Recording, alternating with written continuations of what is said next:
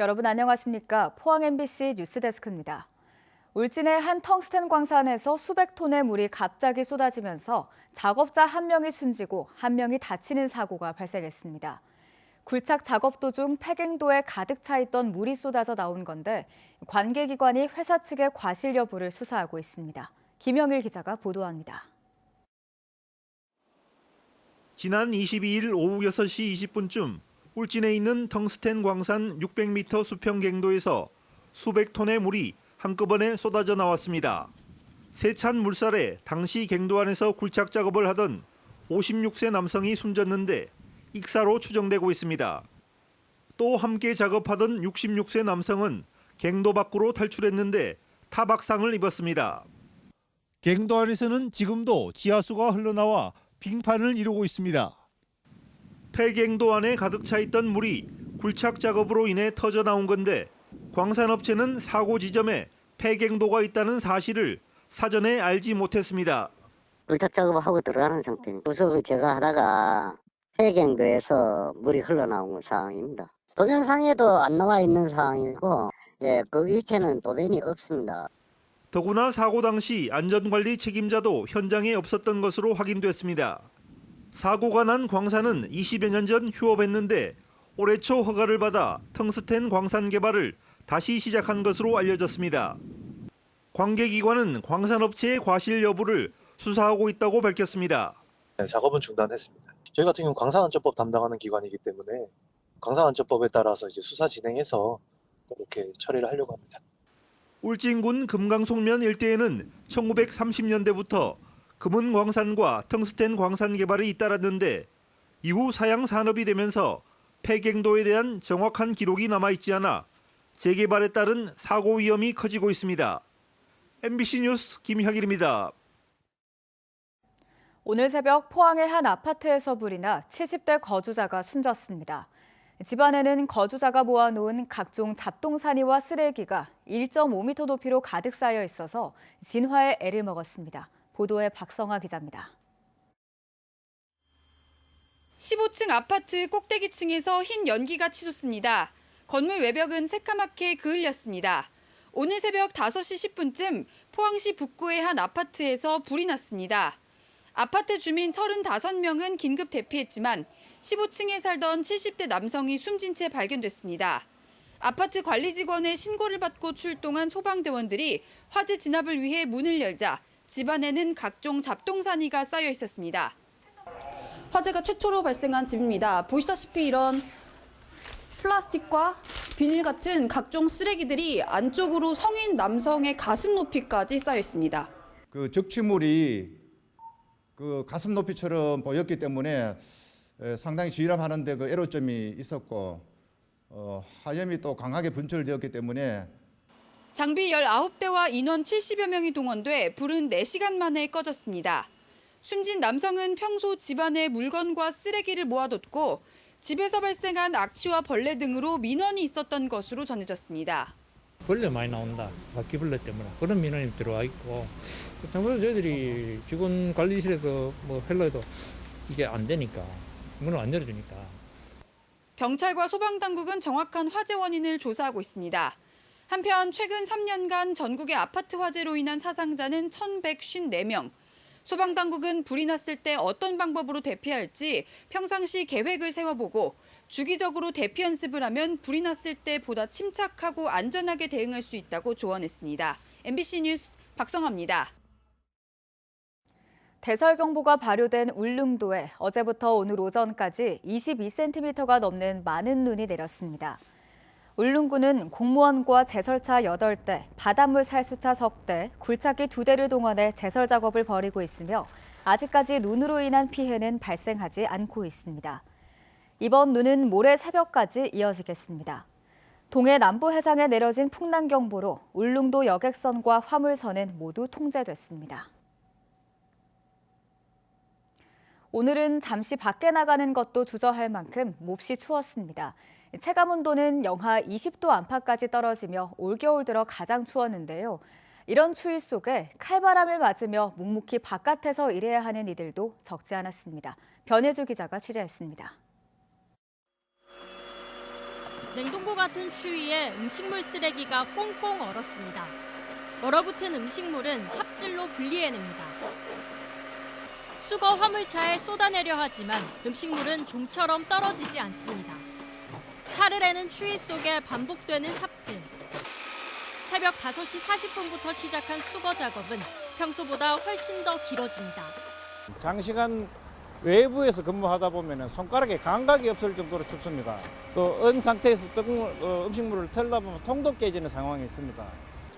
고장난 신호등을 고치는 사이 경찰관은 손으로 직접 교통정리에 나섰습니다. 여러 벌의 옷을 껴입고 귀마개와 마스크로 중무장했지만 파고드는 추위까지 막지는 못합니다. 오늘 같은 경우에 수리하고 지금 완료되기까지 한 1시간 정도 걸린 것 같아요. 오늘따라 좀 유난히 날씨가 많이 추워가지고 조금 힘들었습니다.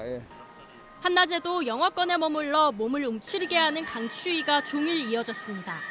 오늘 대구의 아침 최저 기온은 영하 8.8도, 바람이 거세게 불면서 체감 온도는 영하 16.1도까지 떨어졌습니다. 오늘 아침 경북에서 가장 추웠던 청송은 영하 13.3도, 체감 온도는 영하 21.2도를 기록했습니다. 한낮 기온도 대구 영하 2.1도 등 영하 2도에서 영하 7도의 분포를 보였습니다. 북극발 한파가 한반도를 뒤덮었습니다. 우리나라 북서쪽에서 확장하는 대륙 고기압의 영향으로 찬 공기가 유입되면서 대구 군위와 경북 일부 지역에 한파특보가 발효 중입니다. 한파는 모레까지 이어지다 모레 낮부터 차츰 기온이 오르며 추위도 한풀 꺾일 전망입니다. MBC 뉴스 변예주입니다. 포항사랑 상품권 10% 할인 판매가 시작되는 내일, 포항의 아침 최저 기온이 영하 10도 가까이 떨어져 지류형 상품권을 구매하는 시민들은 보온 대책이 필요합니다. 아울러 금융기관에서는 대기 번호표를 평소보다 더 이른 시간에 나눠 시민들의 야외 대기 시간을 줄여줘야 하겠습니다. 한편 포항사랑카드는 모바일 앱에서 24일 0시 15분부터 충전할 수 있으며 지류형 상품권은 포항 지역 165개 금융기관에서 1인당 최대 20만 원까지 선착순으로 판매합니다. 정부의 지방시대 4대 특구 정책 중 하나죠. 교육발전특구 시범지역 공모를 앞두고 광역기초지자체와 교육청이 합심해 막판 아이디어를 짜내고 있습니다. 경북에선 안동과 예천이 공동으로 도전하고 포항과 구미, 성주, 봉화, 울진까지 모두 9개 시군이 유치전에 뛰어들었습니다. 엄지원 기자입니다. 경북 도지사와 도교육감, 안동과 예천, 포항, 구미, 상주, 봉화 등 도내 9개 시장 군수들이 한자리에 모였습니다. 교육발전특구 시범도시 도전을 위한 업무 협약을 체결했습니다. 지방시대 4대 특구 중 하나인 교육발전특구는 지자체와 교육청, 대학과 기업 등이 협력해 지역 인재 양성과 지역 정주를 위해 유기적으로 협력하는 제도입니다.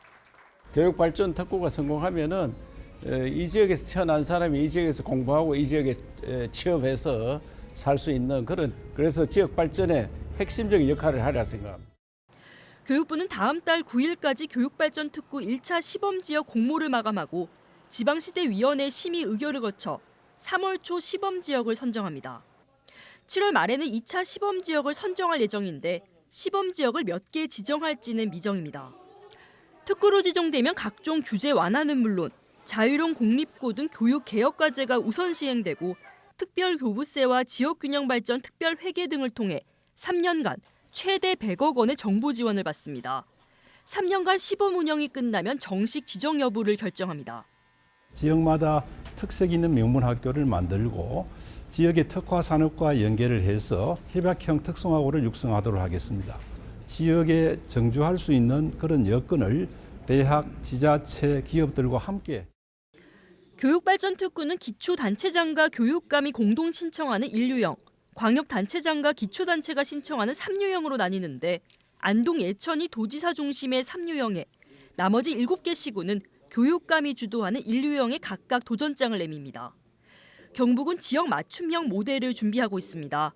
안동 예천은 K-인문교육, 지역 산업과 연계하는 상생 모델로 신도청 소재지를 중심으로 안동과 예천은 지역 산업 연계형으로 교육을 제대로 시켜서 포항과 구미는 첨단 산업과 신산업을 내세운 창의 융합형 인재 양성 모델을 2차 전지 산업에 필요한 인력을 집중적으로 양성하는 여러 교육기관 협력형 교육발전 특구가 반도체, 방산혁신 클러스터, 2차 전지, 그다음에 로봇 산업이 주력을 하고 여기에 특성화된 교육과 울진은 국가 원자력 수소 특화교육, 봉화는 이주사회에 대비한 교육 국제화 모델, 상주는 K 상상주도 특구 등 지역별 모델 개발에 총력을 기울이고 있습니다.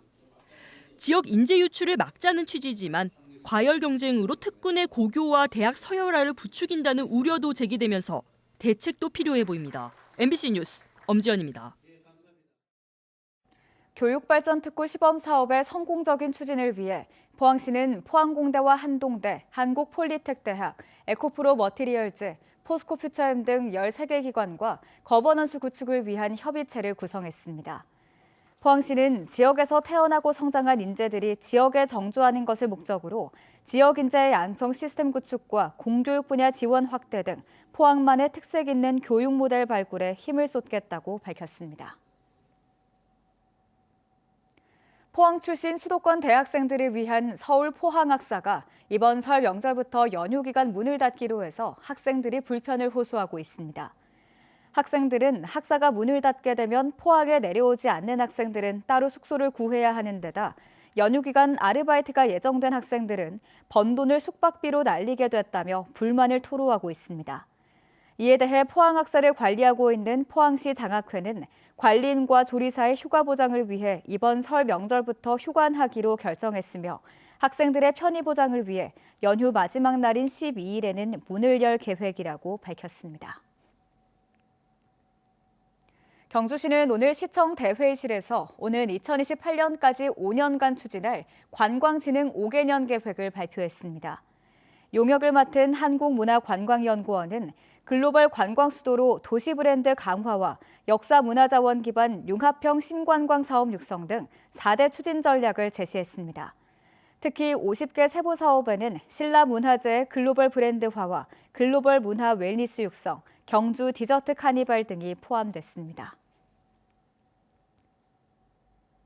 올해 경북도 내 철도 건설에 국비 8,425억 원이 투입되고 6개 사업은 연말에 개통될 예정입니다.